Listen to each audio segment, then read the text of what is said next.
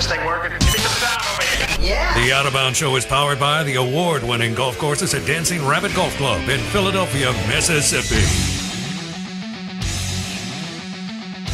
NFL Draft Week. We were there last year in Las Vegas. Had an absolute blast. We'll see what happens with Mississippi State cornerback Emmanuel Forbes. Had a hell of a career at MSU. Out of Grenada, Mississippi. Just a playmaker all the time and in big games. Will he go in the first round or the second? It's going to be a big weekend either way for Emmanuel Forbes. We want to welcome in Playboy All-American, 10 years in the NFL, played at MSU, Fred Smoot, joining us on the Out of Bounds Show, ESPN 105.9 The Zone, and the Farm Bureau Insurance Guest Line. Fred Smoot, good morning. How are you, bud? Good morning, Bo Bounds. How you doing, brother? I'm doing great. Tell me where you were when you were drafted by the Washington Redskins. I was with my family, and I was actually probably 4 miles from where you are right now. I was right by the North Park, not too far from the North Park Mall. It was a big, gigantic sports bar at the time. I rented out the whole sports bar for just me and the Smoot family, and I sat back and waited on my name to be called with my family, my mom and my grandma. And it was one of the greatest moments in my life. Who called you? Do you remember who called you to tell you would be a Washington Redskin? This one don't hurt your stomach right here. The funny part is I got a call from Jerry first, right? Jerry had they was 2 picks behind the Washington team, so Jerry called me and said, if you there in the next 2 picks, we're picking you. You're gonna be a Cowboy.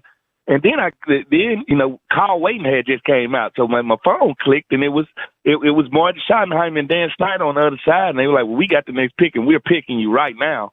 You're gonna be in Washington Redskin, and we're gonna send a jet down to get you." And that's how it happened, So I think I wondered how the guys did it in the 70s, in the 60s with the house phone. I would have lost my damn mind. Well, okay, so how did they come get you that night or the next morning after you were drafted in the second round, Smoot? They flew the jet and got me the next morning and flew me back to Washington. Okay, I know you had been on chartered planes with Mississippi State. Yeah, that wasn't my first time. Thanks to old Mississippi State, that wasn't my first time flying private. You know what I'm saying, Bo Bow? So I was used to it. I just pulled up like nothing before and just jumped on in there. What? Who all went back with you? Did you just go? Did you and an agent? You and your mom? How did that work as far as the ride back? No, just me. I just went. They told me just me. It was a business trip. When it's a business, and that's what I think these kids have to understand about the draft. Congratulations on getting drafted, but your voyage, your journey is just starting. Like this is when everything starts, and this is when you become a businessman, and you have to do things the way they need to be done. So it's time now. You're either finna live your dream, or your dream is going to fade away. But now it's in your grasp. After draft day, it's in your grasp. Everybody's on equal playing field. Don't matter if you got drafted first round, 7th round, free agent coming in. Your draft journey, your football journey is in your hands. What was it like when you got to the Washington Redskins facility for the first time? It was surreal. It was surreal because we all want to know which team we're going to get drafted to, but the one thing we don't really think about is the city we have to take on. So when I realized this is not only Washington, D.C., I have Northern Virginia, I have Southern Maryland. This is a different situation than anybody else has in the NFL when you come to the DMV. So I was just more amazed by the people here than I was, and once you walk through the facilities and feel like you belong, that kind of fades away. But I was just amazed by the city, by the history, by the people. I'm on the same team with Darryl Green, Deion Sanders, Champ Bailey. It was an amazing feeling. So really, I was just walking around the locker room looking at everybody else's locker. I wasn't even worried about mine. Fred Smoot was drafted in the second round by the Washington Redskins, 2001, after an amazing career at Mississippi State and Hines Community College. He joins us on the Farm Bureau Insurance guest line. Who was your first roommate in Washington? Oh, my first roommate was my guy Jamal Dinkins. We played together at Provine. We played together at Mississippi State, and he was a free agent pickup for the Washington team when I got drafted. So me and my guy, we did all three stages together. We did high school, college, and pros together. So it was Jamal Dinkins. Okay, I remember Jamal, 44, number 44. 44. Listen, Jamal Dinkins, and don't forget I had Eugene Clinton on that team too at Mississippi State. So it was three of us Provine guys on that team. Oh, that's right, number 14. Eugene's such a nice guy. I haven't. Super nice guy. Eugene is the staple guy. Like Eugene Clinton is the type guy I want my daughters to bring home to me. That's what type guy Eugene Clinton is. Great guy. Okay, so you get drafted. You get there. Hold on, I can't remember. Was Champ Bailey already there? Yeah, Champ was already there. Dion was there. Dale Green was there. Okay. Sam Shea was there. Mark Carrier was there. We had just a squad of guys. Yeah, you did. And you and Champ would go on to, to have to start. Yeah, hell of a duo there. What was it like? And I may have this number wrong. What was it like to? I guess they weren't wiring the stuff then, so maybe they just wrote you a check. But it looks to me like you got a $1.2 million signing bonus. What was that like? Did they hand you a check, or did they wire it? How'd that work, Smoot?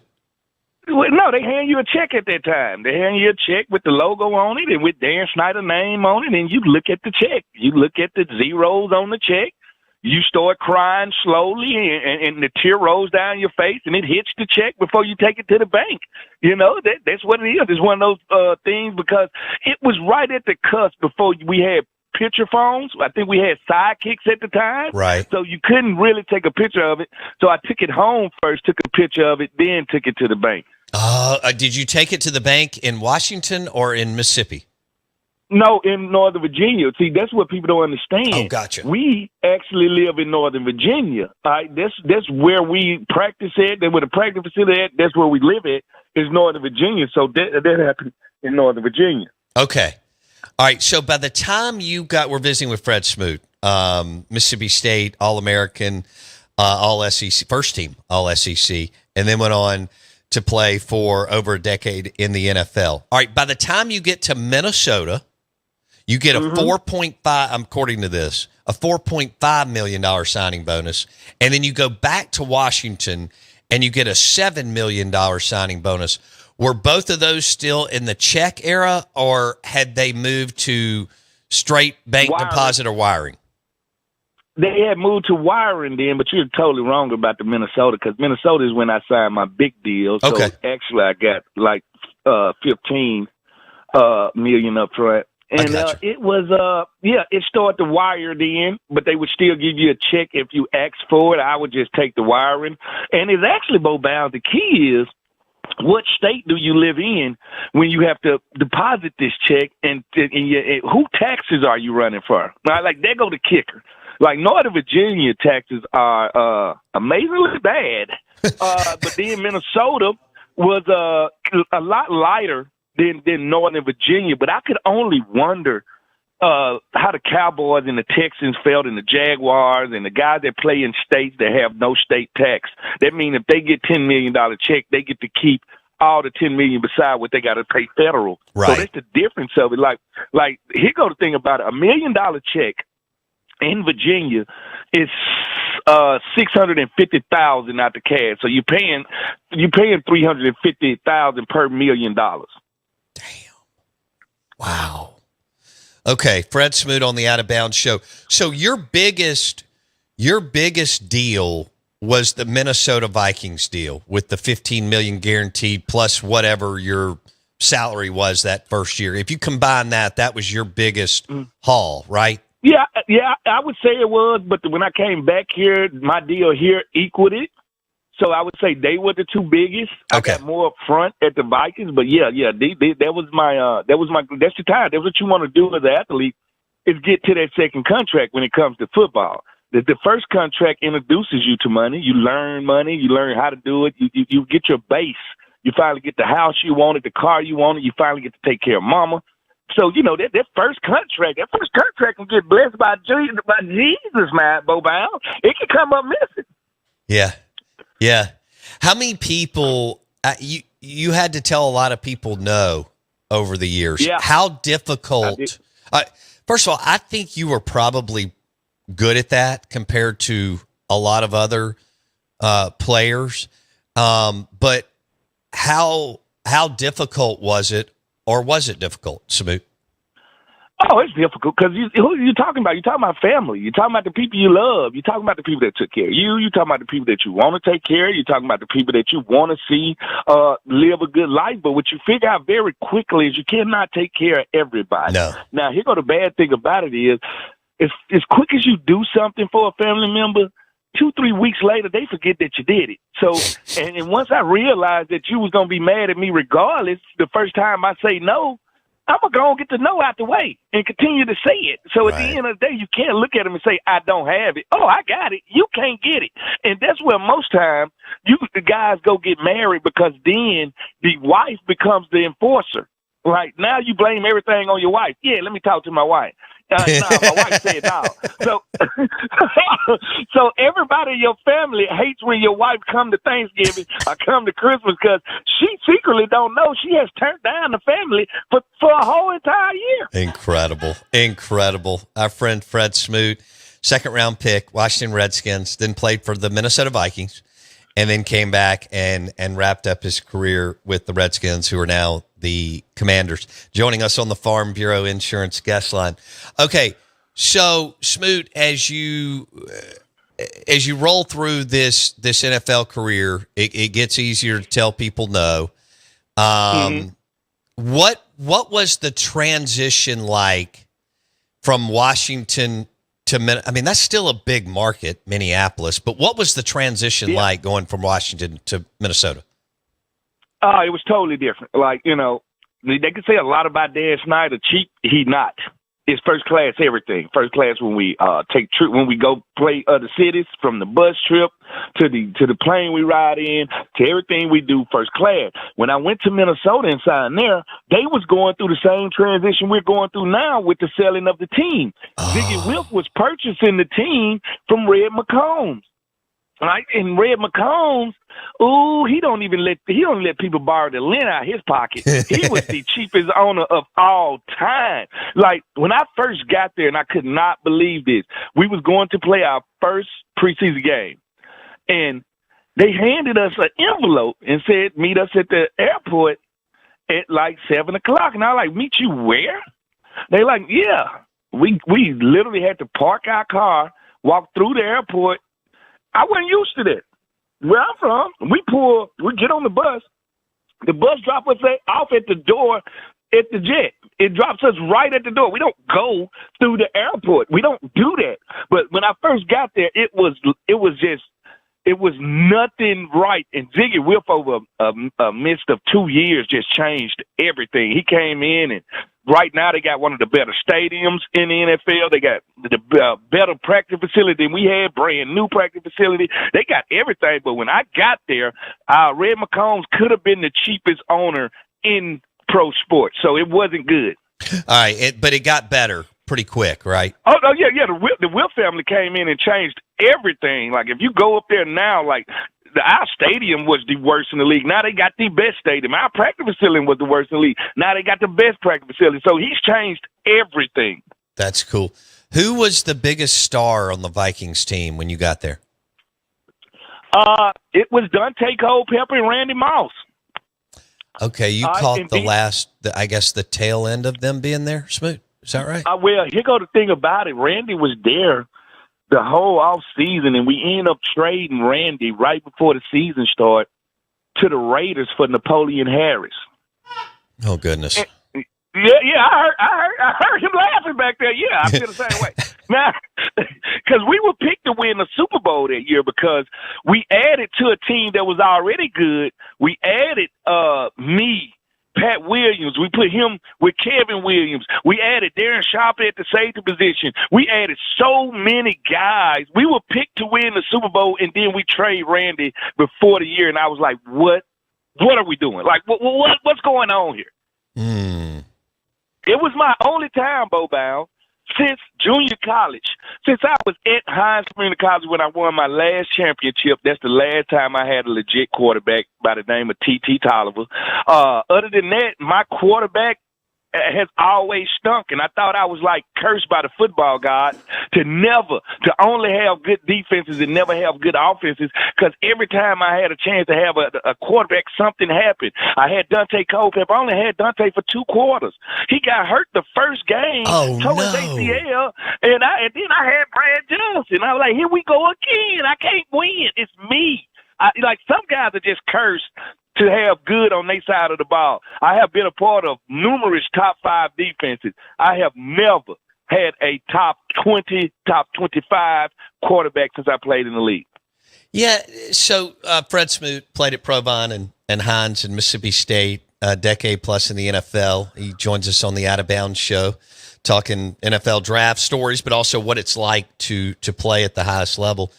T.T. Tolliver should have gotten a bigger offer out of Hines. He went to Bethune-Cookman.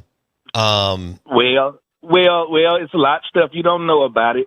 At this time, marijuana was not a drug that was liked. And of course, it was a drug test that happened, and that's what happened with TT. So when TT was coming out, he was wanted by all the schools. And when we talked, he told me he was going to go to Mississippi State. And Bo Bounds, I promise you, if T.T. Tolliver is there when I make it to Mississippi State, we had just won national championships. He had just won back-to-back national championships. If he's there when I get there, I'd never lose a game in college. I go win the national championship. We was a T.T. Tolliver away. We were the number 1 defense in the nation. Now you add a guy like that with that dynamic to the backfield that we had, to the wide receivers that we had, to the O-line with Poach out that we had. I win a national championship. So I am a T.T. Tolliver away from a national championship in college. And I'm not afraid to tell anybody that. Sorry, Wayne Mackey, but the truth is the truth. Yeah, well, there you go. Fred Smoot on the Out of Bounds show, 105.9 The Zone, ESPN. Okay, so let's go to this week. You're all into the draft, and you're part of Washington, D.C., metro area, Virginia media. Yeah. And obviously you want your Washington team to do well, but you're checking out what everybody else is doing well. So when you hear the debate, most people don't think this is a really strong quarterback class with Bryce Young, C.J. Stroud, Will Levis, Anthony Richardson, and Hendon Hooker. And most people feel like there's a pretty big bust rate for most of them, but we can net out a couple of them that become at least good NFL players. Bryce Young's 5'10", 200 pounds. Now he can do a lot of things, but what does Fred Smoot think as far as he's small in stature and what that may mean in the NFL, Smoot? I hate to tell people this, but I'm an oddity guy. Don't forget, I weighed 170 pounds when I came. So I'm one of those guys where we do not fit the mold, but we also dominate. All right. Emmanuel Forbes doesn't fit the mold, 160 pounds, dominate. That's all I care about. Now, when I see Bryce Young, I see a more fluent, a more faster Drew Brees. All right. He throws from the same arm angles as Drew Brees. He's learned how not to throw over a 6'7" offensive lineman. He throws in between them. He has great ball presence. He has great ball placement, and he has a knack to get into the play. Not worry about him. C.J. Stroud is the one that I'm worried about. Anthony Richardson is the one that could be the best. When we look back 5 years from now, we can say, how did y'all not? It was so easy to see. Well, here goes the thing about Richardson. He needs to sit a year. He needs to practice against a pro defense for a year, not have the pressures of being an NFL quarterback for a year. Perfect place for him. Seattle, sitting behind Geno Smith. Somewhere like that will be perfect for him. If that's the setup for him, he could be the unicorn out of this bunch. Quarterback draft ain't never deep. It's always one or two guys. In my draft, Michael Vick, Drew Brees, these were the guys. The other guys are just guys. So I'm not concerned about that. The thing is, it's a poor wide receiver draft, which that's been the hot position. It's not the best linebacker draft, but the other positions, tight end, very deep. Offensive line, very deep, especially at the top. Defensive line, deep draft. Cornerbacks, it could be a very, very, very deep. Like, I can go 15 deep at the cornerback position. So different positions, different depth in this draft. All right. Fred Smoot on the Out of Bounds show. So Hendon Hooker, he's 25 years old. Yep. I don't really have a problem with that because he's been around a long time. He's mature. He had an amazing year for Tennessee, a program that's been down for 15 years. He's big. I think the ACL will be more than fine. 99% of players bounce back today. Do you think that Hendon Hooker could eventually start in the NFL and be a pretty good quarterback? He was the quarterback that I was going to bring up to you. Yes, I do think he is. And 25 years old, so what? I like to date old women. Ain't nothing wrong with that. They're more mature. They got their stuff together. And nothing like that dating somebody already been divorced. At least they know what they want in life. Hendon Hooker is one of those guys. I think he could be anything you want him to be. He can throw. And he can make every throw on the field. He can actually run a lot better than people give him credit for. And you said the thing, he's very mature. Everybody that I done heard talk to this kid falls in love with him. So he one of those guys, if he get in the right market with the right team, he might have a chance to legitimately be he has a chance to be one of the best quarterbacks, if not the best quarterback in this draft, because unlike the other three, he will go in and the expectations won't be as immediate and won't be as high. True. Would you be okay get a chance. Yeah. if your Washington Commanders took him at number 16? Oh, yes, I would. Why not? Listen, you have to fish for a quarterback even after you get one. You watch New England. Why haven't Tom Brady? Draft Jimmy Garoppolo. Draft this guy. Draft that guy. Green Bay. They got Aaron Rodgers, but they're still drafting this guy and drafting this. Like, quarterback is the ultimate position. So you can't stop drafting them. Like, it's 8 billion people on this planet. We ain't found 32 guys that can play quarterback at the same time yet. The mathematics are terrible when it comes to quarterbacks, so you have to have them coming in and coming out because even when you got one, you're an injury away from not having one. Okay. So the Commanders coming in at number 16 right now, things could change. Yep.